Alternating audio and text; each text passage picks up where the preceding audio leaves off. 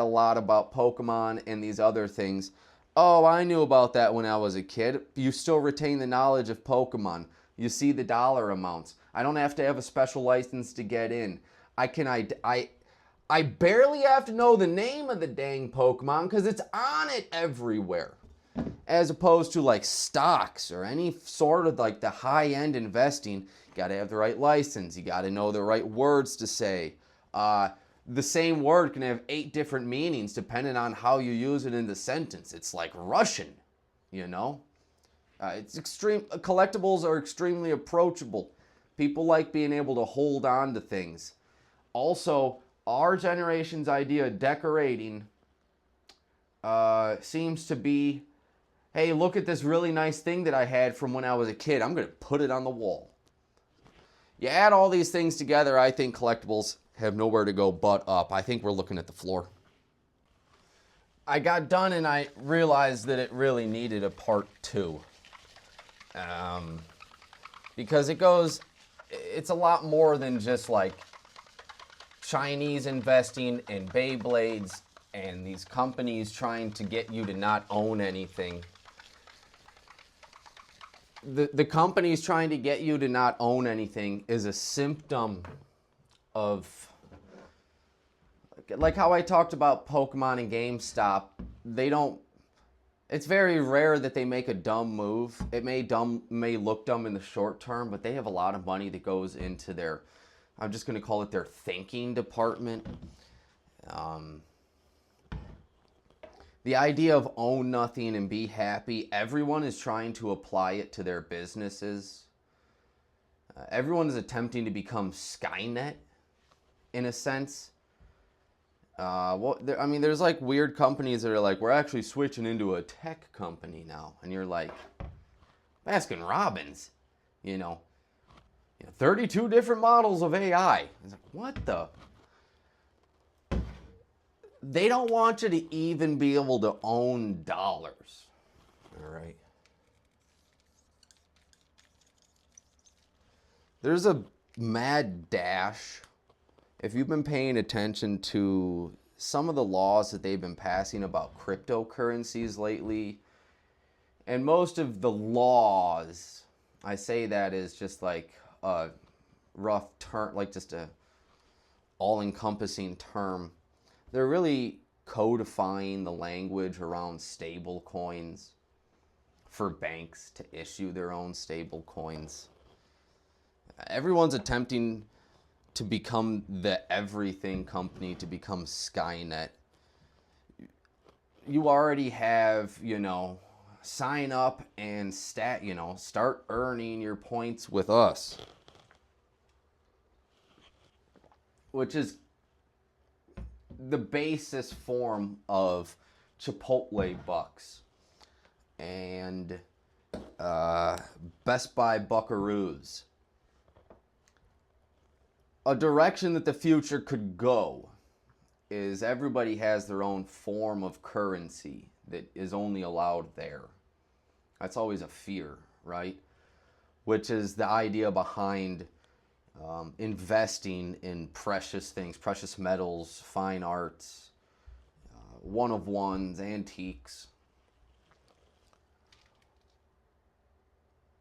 Just the same way that gold is a bypass around it, you're seeing that other tangible collectibles are starting to just gain recognition as being a way to bypass the own nothing, be happy.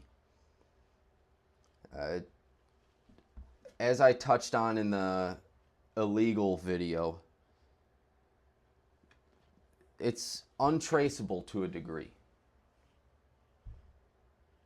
In a world that wants to know everything that you're doing, there's a ton of value in just being able to have a little bit of privacy.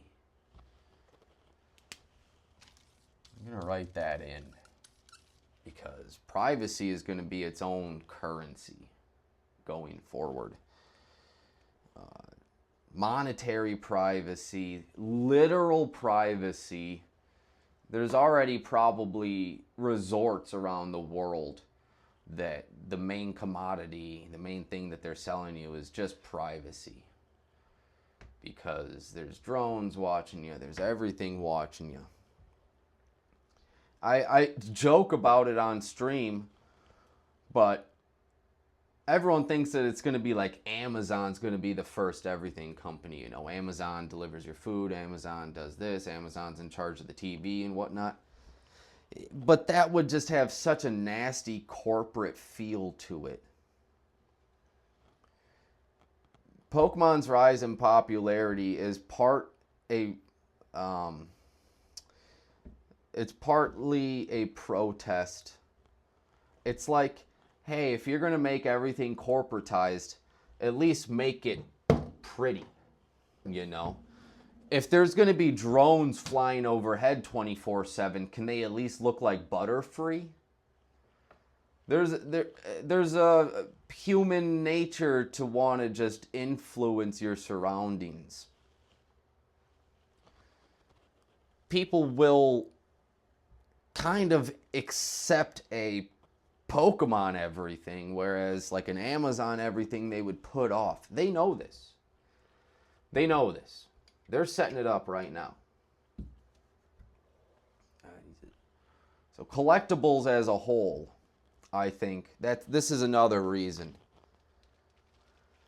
that I think collectibles as a whole, because everyone's trying to take away your ownership of something, and people want to own things. It's just human nature. We saw with NFTs, like, proof of ownership is good.